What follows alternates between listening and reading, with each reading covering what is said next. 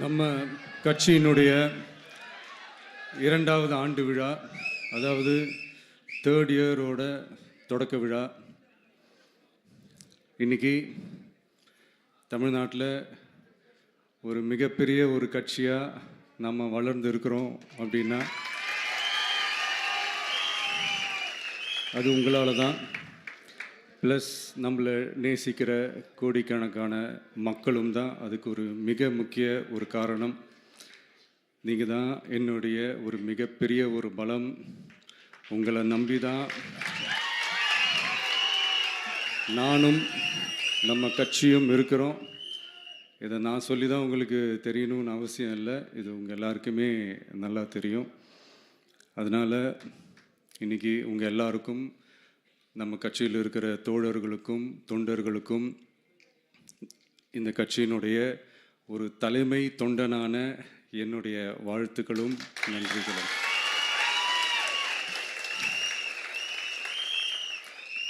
அப்புறம் என்ன, மைக்கை பிடிச்சாச்சு, வெடியை கொளுத்தி போட்டுருவோமா?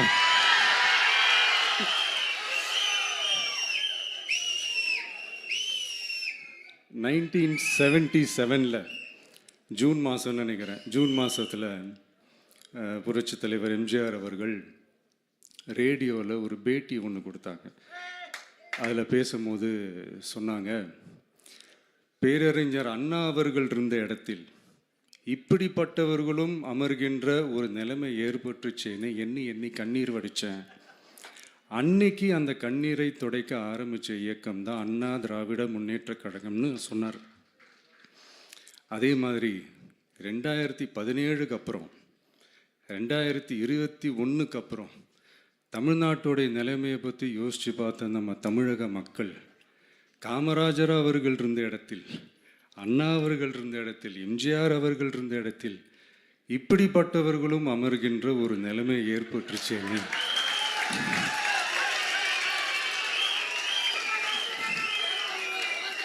தமிழக மக்கள் கண்ணீர் வடித்தாங்க. இன்னைக்கு இந்த கண்ணீரை துடைக்க ஆரம்பித்த இயக்கம் தான் தமிழக வெற்றிக்கழகம்.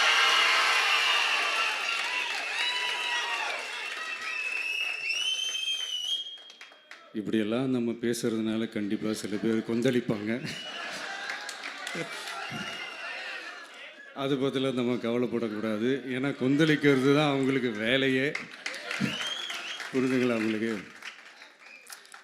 ஏன்னா எம்ஜிஆர் அவர்கள் கட்சி ஆரம்பித்தப்போ, ஏன் அவர் ஜெயிச்சதுக்கப்புறம் கூட சட்டசபையில் கூட ஏதோ ஒரு நடிகர் கட்சி வந்திருக்குதான், ஏதோ ஒரு புதிய கட்சி வந்திருக்குது, புரட்சி தலைவர்னு ஒருத்தர் வந்து, இப்படியெல்லாம் கேலியும் கிண்டலுமா.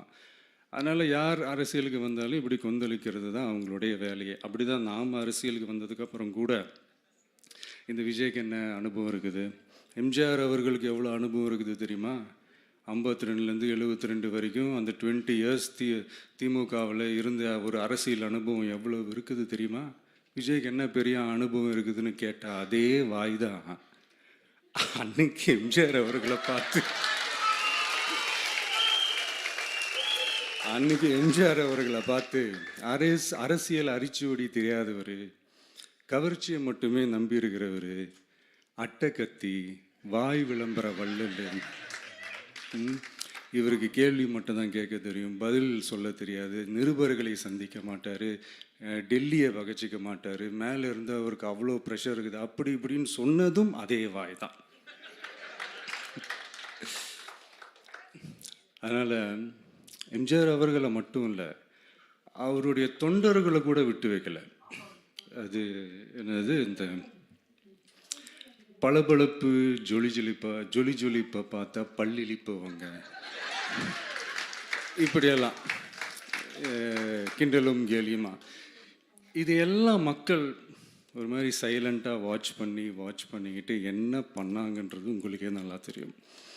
அவர் ஜெயிச்சதுக்கப்புறம் இந்த அரசியலில் பழந்துன்னு கொட்டை போட்ட அனுபவிச்சாலையும் இருப்பாங்கன்னு சொல்லுவாங்கள்ல, அவங்க எல்லாருக்குமே அந்த கோட்டைன்றது ஒரு பகல் கனவாகவே மாறிடுச்சுன்னா பார்த்தீங்க.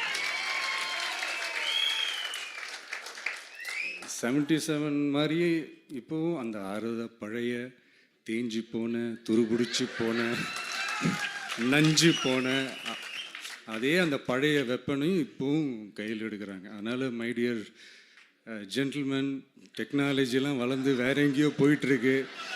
அட்லீஸ்ட் உங்கள் டெக்னிக்கையாவது கொஞ்சம் மாற்றுங்க பாஸ்.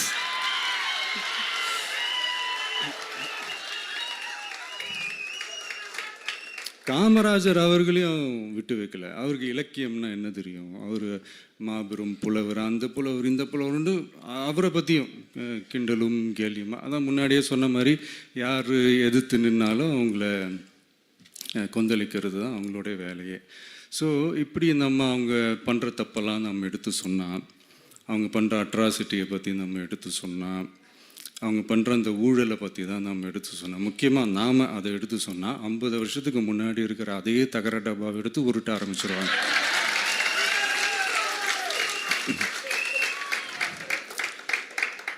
பவளவிழா பாப்பாவுக்கு வேற என்ன தெரியும்?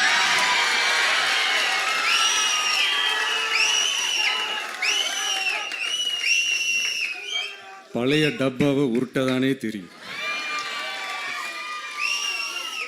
அதுக்காக நாம் அவங்க பண்ணுற தப்பெல்லாம் சொல்லாமல் வெளியே சொல்லாமல் இருக்க முடியுமா? சொல்லுவோம், சொல்லிக்கிட்டே இருப்போம்.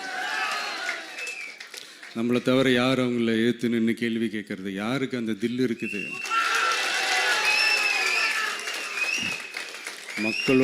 மக்களோட ஒரே பிரதிநிதி நாம் மட்டும்தான். ஸோ இப்படி இருக்கிற இந்த நிலைமையில் இன்னைக்கு இந்த டிஜிட்டல் உலகத்தில் திருவள்ளுவர் இருந்திருந்தாருன்னா இந்த தீய சக்தியை பற்றி என்ன திருக்குறள் எழுதியிருப்பாரு? ஒரு கற்பனையா, அநீதி, அராஜகம், தில்லுமுள்ளு இவையெல்லாம் திமுக முதற்றே உலகு.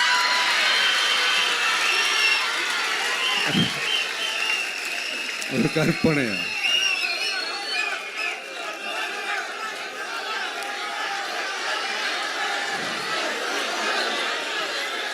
அநீதி, அராஜகம், தில்லுமுள்ளு இவையெல்லாம் திமுக முதற்றே உலகு.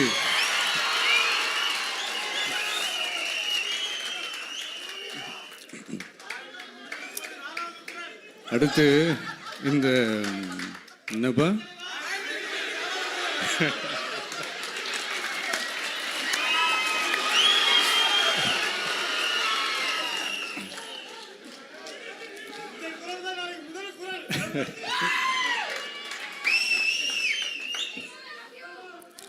அடுத்து இந்த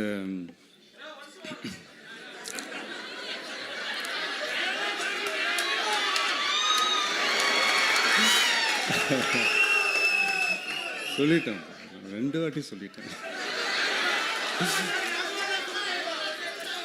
அநீதி, அராஜகம், தில்லுமுள்ளு இவையெல்லாம் திமுக முதற்றே உலகு.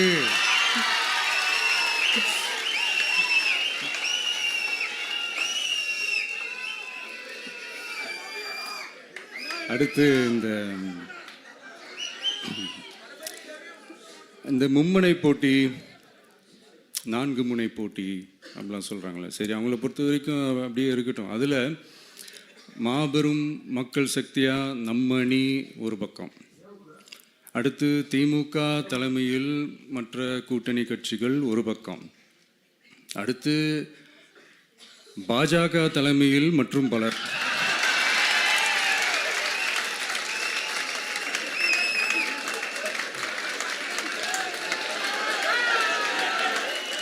என்னப்பா சிரிக்கிறீங்க? உண்மையை தானே சொன்னேன்.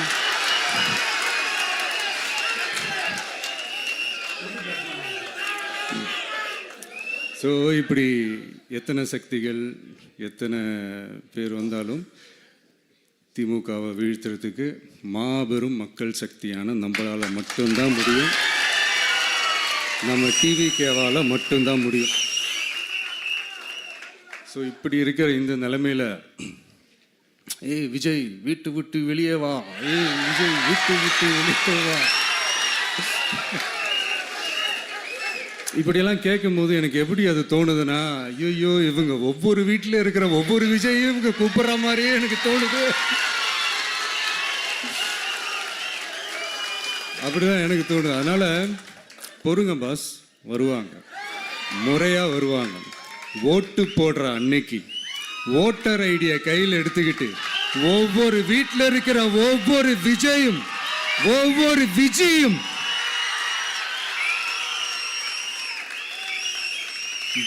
பூத்தா காலையிலேயே வந்து நிப்பாங்க பாருங்க.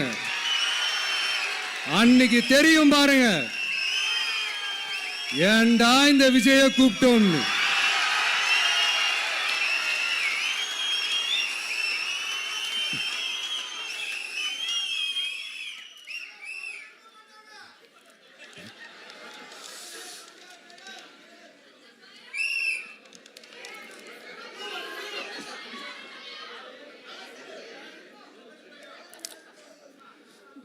ஸோ இப்படி பேசினா உடனே இவரு நான் சினிமாவா இது அப்படின்ட்டு ஆரம்பிச்சிருவாங்க. நான் சினிமா விட்டாலும் நீங்கள் சினிமா விட மாட்டேங்கிறீங்களேப்பா.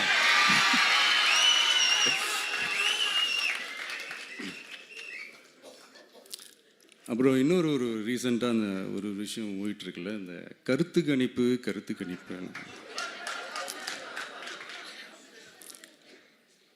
அதில் நிறைய பேர் உண்மையான கருத்து கணிப்புலாம் சொல்கிறாங்க. அதையும் நான் தப்பு சொல்லலை. சில பேர் கடுப்பில் விட்ட கணிப்பாகவும் இருக்குது, அதையும் நான் தப்பு சொல்லலை.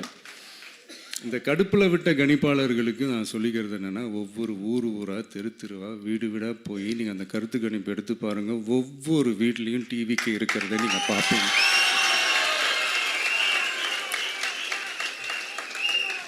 அப்படி சப்போஸ் உங்களுக்கு அது ஷாக்கிங்காக இருந்துச்சுன்னா ரப்பர் வச்சு எல்லாத்தையும் அழிச்சிட்டு மறுபடியும் முதல்லேருந்து எடுத்து பாருங்கள், அதே ரிசல்ட் தான் வரும்.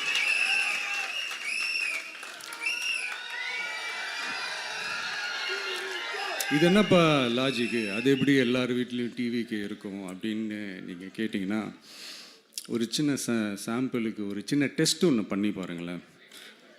நம்ம சிஎம் சார் இருக்காங்கள்ல, ஸ்டாலின் சார், ஒரு 2 இயர்ஸ் பேக் இருக்கும்னு நினைக்கிறேன். ஒரு மேடையில் பேசும்போது சொன்னாங்க, இந்த மாதிரி என்னோட கட்சிக்கு அவங்களுடைய கட்சிக்காரங்க சில பேர் பண்ணுற அட்ராசிட்டி, ஒரு சில மந்திரிகள் பண்ணுற சில அட்ராசிட்டிஸ்லாம் பார்த்து ராத்திரியில் எனக்கு தூக்கமே வரமாட்டேங்குது அப்படின்னு ஒரு 2 இயர்ஸ் பேக் இருக்கும்னு நினைக்கிறேன். அந்த வீடியோ கூட இருக்குது. அப்படி இருக்கிற அவர் என்னைக்காவது ஒரு நாள் அசந்து தூங்குவார்ல, அப்போ அவர்கிட்ட போய், சார்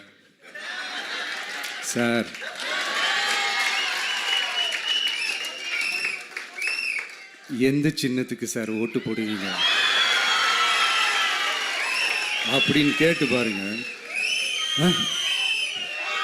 விசில் சின்னத்துக்கு தான்.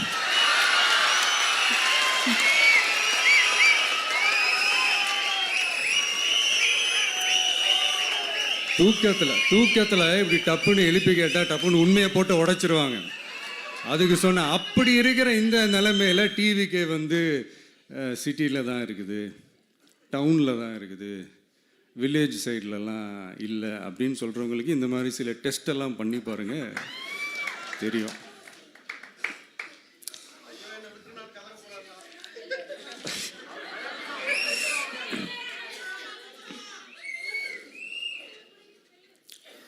விசில் சின்னம் போகாத ஊரே இல்லை. விசில் சின்னம் எங்கெல்லாம் இருக்குதோ அங்கெல்லாம் டிவிக்கே இருக்குதுன்னு அர்த்தம். என்னுடைய அம்மா, அக்கா, தங்கைகள், அண்ணன், தம்பிகள் டிவிக்கேக்கு ஓட்டு போடுறத யாராலையும் தடுக்க முடியாது.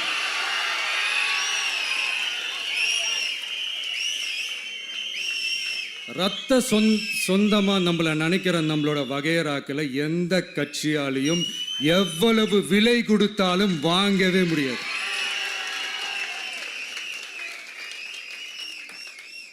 நான் ஓவர் கான்ஃபிடென்ஸில் பேசுகிறேன் அப்படின்லாம் நினைக்காதீங்க. இதுதான் கள நிலவரம், கள யதார்த்தமும் இதுதான். தீய சக்தியை வீழ்த்துறதுக்கு தூய சக்தியான நம்மளால் மட்டும்தான் முடியும். இந்த 2026 சட்டமன்ற தேர்தலில் டிவிக்கே தான் மக்களோட ஒரே ஆப்ஷன். Otherwise no diversion.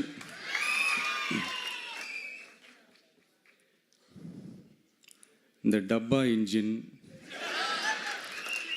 ஓட்டை இன்ஜின், எவ்வளோ இன்ஜின் வந்தாலும் டாப் இன்ஜின்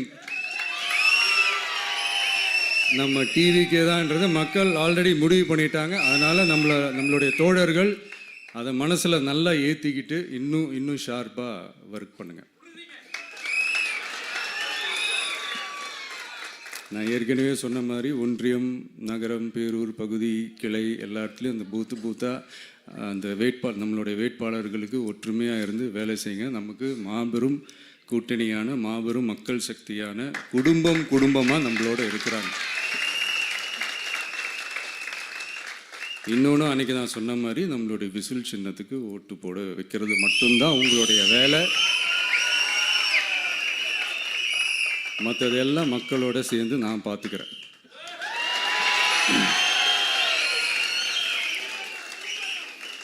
தமிழ்நாட்டோட அரசியலில் தி விசில் ப்ளோயர் இஸ் டிவிகே.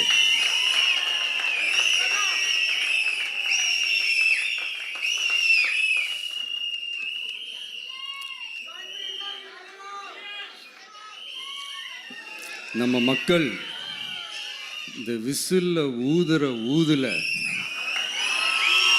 இந்த தீய சக்தியும் இந்த ஊழல் சக்தியும் தெரிச்சு ஓடணும்.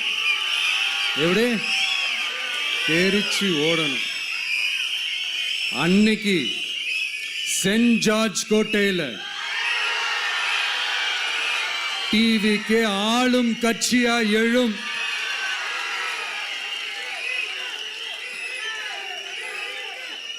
உங்களோட நான் இருக்கேன், நம்மளோட நம்ம மக்கள் இருக்கிறாங்க. இதுக்கு மேலே என்ன வேணும்? கான்ஃபிடென்ட்டாக இருங்க, நல்லதே நடக்கும், வெற்றி நிச்சயம்.